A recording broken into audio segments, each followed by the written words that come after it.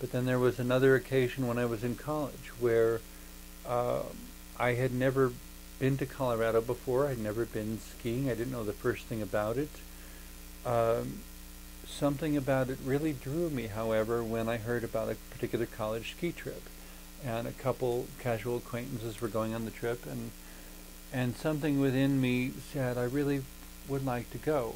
But somehow it was more than just I would like to go. There was something there calling me, I guess. And it could be any number of things since then. I mean, at that point, I didn't know that I would ultimately wind up living in Colorado and that I would fall in love with the mountains. And I still describe the mountains as the biggest reason I love living in Colorado is, to escape from the city and get into the mountains and hike to the high summits and so forth. Well, this would have been my very first trip to Colorado, except that I had no money. The ski trip cost $210 per person, and this was quite a number of years ago. And but I was at this prayer gathering with a few other friends where we were experimenting with prayer and giving ourselves fully to prayer. And somewhere in the midst of all that, I had this, it wasn't like I heard a voice with my physical ears, but it suddenly became very clear in my mind, as if somebody had spoken it to my mind. You will be in Colorado on Saturday, or a week from Saturday. I think it was, on Saturday. Remembering the time, because this was Sunday night when it happened, and I said, okay, I'm willing to believe in it if, and I don't often have that happen, but I didn't say anything about it to anyone else. And so a couple days went by, or the next morning I went down and found out when the deadline was for the ski trip. When do I have to have the money in? And they said, well, this date. Okay. And so then I didn't say anything to anyone, and 2 or 3 days went by, and I mentioned to someone that I was planning on the ski trip in Colorado, understanding that I could be disappointed it might not happen.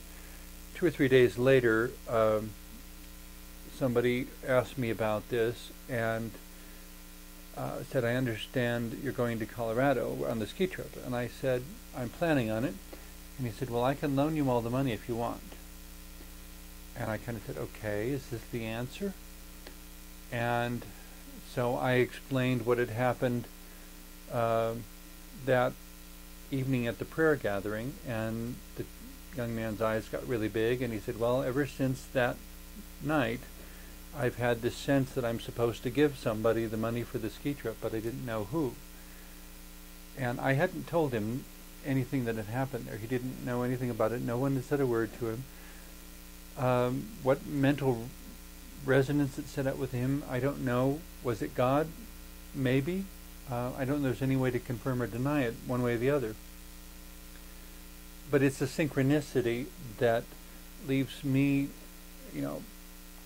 looking at this word impossible and saying, maybe not, maybe it could happen. Maybe in the 11th hour, metaphorically, God is still in the business of parting the Red Sea. And it does seem with a lot of friends with whom I've spoken that when something is requested in prayer, sometimes God answers in the 11th hour with synchronicity or provision that could not have been anticipated, and that there's just too much coincidence to dismiss.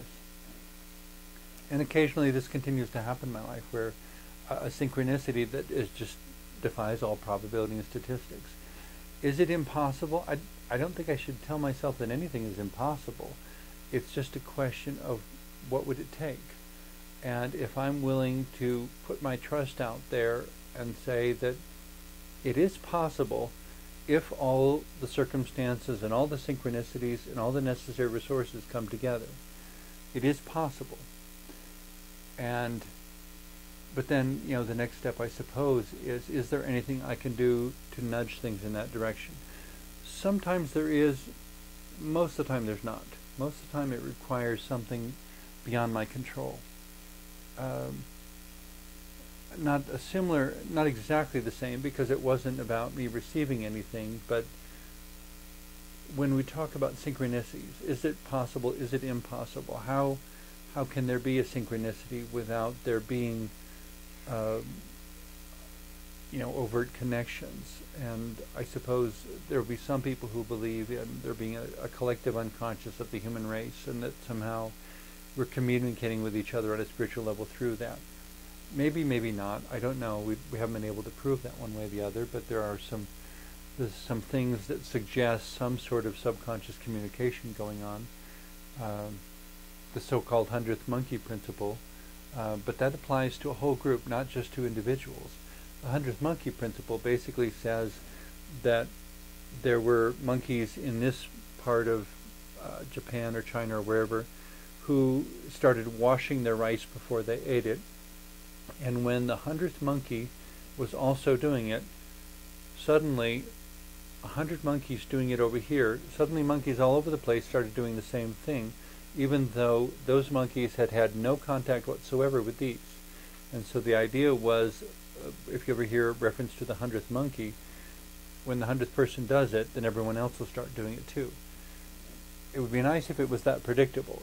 Sometimes it seems to work, sometimes it doesn't, and I'm not quite sure what the rhyme or reason is. But in my case, it was more individuals, just one person and just one person. And how did we manage to be in sync that way, except by some divine blessing, I suppose? I mean, it seems as worthwhile an explanation as any. Perhaps one of the more dramatic stories of synchronicity, of Sister Who, which I've shared various times, and I'll probably share again in other episodes as well, but again, getting at, is it impossible for things to happen? Or is even the possibility of the divine enough to make all sorts of things quite reasonable? There was one particular evening where I was getting ready for an appearance as Sister Who, and the makeup was being so uncooperative. Everything was going wrong. It was the worst makeup session I've ever had in terms of trying to do the ritual transformation from my other self into being Sister Who for ministerial purposes. And I left the house 35 minutes late, and I'm normally a very punctual person. And on the way there, I was raving to no one in particular why, what possible justification could there be for such aggravation? Why all these problems? Is there any reason for this? Well, when I got to where I was going, in the 20 or 30 seconds, I think it was even less than a minute, it took to walk from my car to the building, somebody across the street saw me and came running over to ask if I would please come say a blessing, because they were just about to begin a memorial service for his life partner who had recently passed away. If I had been on time, none of that would have happened.